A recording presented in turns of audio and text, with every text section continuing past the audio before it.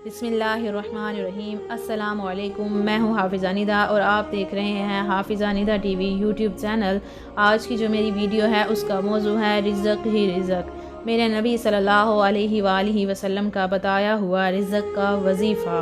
आप सल्लल्लाहु अलैहि वसल्लम के पास एक सहाबी आए और कहा, या रसूल अल्लाह सल्लल्लाहु अलैहि वसल्लम, तंगी है रिज़्क़ की, कोई वजीफ़ा ही बता दें। आज लोग कितने लंबे लंबे वजीफ़े पढ़ रहे हैं कि कारोबार खुल जाए, रोज़ी बढ़ जाए। मैं कुर्बान जाऊं या रसूल अल्लाह सल्लल्लाहु अलैहि वसल्लम, आपकी शफ़क़तों पर, आपकी रहमतों पर। लोगों सुनो और ये करो, ये मेरी बात नहीं है, ये मेरे नबी सल्लल्लाहु अलैहि वसल्लम की बात है। अगर तजर्बे की वजह से करोगे तो कुछ नहीं मिलेगा, और अगर यकीन से करोगे तो दरवाज़े खुलते देखोगे।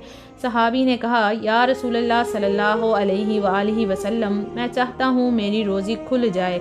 तो आप सल्लल्लाहु अलैहि वसल्लम ने कहा, तू बावज़ू रहा कर, तेरा रिज़्क़ खुल जाएगा।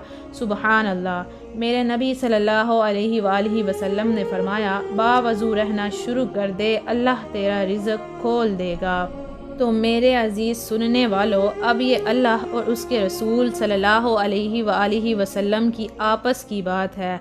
अगर मेरी बात होती तो बेशक रद्द कर दी जाती। नबी सल्लल्लाहु अलैहि वसल्लम की बात को तजर्बे करके नहीं करते, यकीन के साथ करते हैं। बावज़ू रहने के और भी फ़ायदे हैं, यानी कि अल्लाह प्यार करता है और शैतान डरता है बावज़ू बंदे से। तो आज से ही बावज़ू रहने की नीयत कर लें, कभी किसी के सामने हाथ नहीं फैलाना पड़ेगा। अल्लाह पाक मुझे और आपको अमल की तौफीक अता फ़रमाए, आमीन।